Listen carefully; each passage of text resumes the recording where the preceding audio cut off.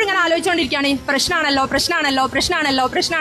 ഇത് മാത്രം നമ്മൾ ചിന്തിച്ചുകൊണ്ടിരിക്കുകയാണെന്നുണ്ടെങ്കിൽ നിങ്ങൾക്ക് പ്രശ്നങ്ങളേ ഉണ്ടാവുള്ളൂ. നമുക്ക് പ്രശ്നങ്ങൾ തരുന്നതും ഒരാളാണ്, പരിഹാരം തരുന്നതും ഒരാളാണ്. നമ്മുടെ ദൈവം എന്ന് പറയുന്നത് ഏതൊരു പ്രശ്നത്തിനും പരിഹാരം തന്നിട്ടുണ്ട്. നമ്മുടെ ദ്വാകൾക്ക് ചില സമയത്ത് ഉത്തരം കിട്ടാറില്ല. അപ്പൊ നമ്മൾ ചോദിച്ചോണ്ടിരിക്കും, പഠിച്ചോനെ ഞാൻ ഇത്രയും ദിക്റും ദ്വാകളും പ്രാർത്ഥനകളും ഒക്കെ ചെയ്ത് പഠിച്ചോനെ, എന്നിട്ടും പഠിച്ചോൻ പരീക്ഷിക്കുകയാണല്ലോ എന്ന് പറയും അല്ലേ? എന്തുകൊണ്ടായിരിക്കും നമുക്ക് ഉത്തരം കിട്ടാത്തത്?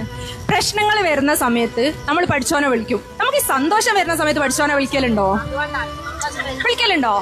പഠിച്ചോനോട് പറയാനുണ്ടോ, പഠിച്ചോനെ എനിക്കിതൊക്കെ കിട്ടിയല്ലോ അൽഹംദുലില്ലാ എന്ന് മനസ്സറിഞ്ഞ് പറയാറുണ്ടോ? ചെറിയൊരു പെറ്റ് വീണ ഒരു കുട്ടി എന്ന് പറയുന്നത് എത്ര പവിത്രമാണ് അല്ലേ? അത്രക്ക് പുണ്യമായിട്ടാണ് ആ മക്കള് നമ്മുടെ കയ്യിലേക്ക് ജനിച്ചു വീഴുന്നത്. ആ ഒരു മനസ്സോട് കൂടിയിട്ട് റബ്ബിനോട് നമ്മൾ എന്ത് ചോദിച്ചാലും പഠിച്ചോൻ തരും.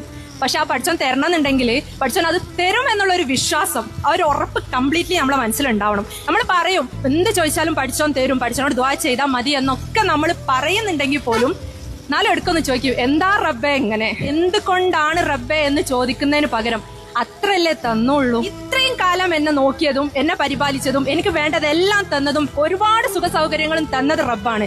ഒരുപാട് പ്രശ്നങ്ങൾ ഇതിനു മുമ്പ് എന്റെ ജീവിതത്തിൽ നടന്നു പോയിട്ടുണ്ട്, കഴിഞ്ഞു പോയിട്ടുണ്ട്. അന്നൊക്കെ പരിഹാരം തന്നതും ഈ റബ്ബ് തന്നെയാണ്. അപ്പൊ ഇപ്പൊ നടക്കുന്ന ഈ ഒരു പ്രശ്നം ഇതിനും പരിഹാരം റബ്ബ് തരും. ക്ഷമയാണ് വേണ്ടത്.